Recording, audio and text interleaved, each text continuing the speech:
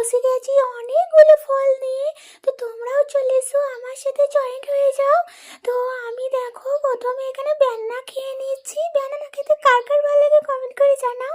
আর আমার সব থেকে ফেভারিট দেখো এই আঙুর ফল, ব্ল্যাক কালারে যে আঙুর ফলটা হয় সেটা আমার ভীষণই খেতে ভালো লাগে। আর আমার না একদম শরীরটা প্রচণ্ড পরিমাণে খারাপ, কারণ আমার জ্বর আছে প্রচুর পরিমাণে।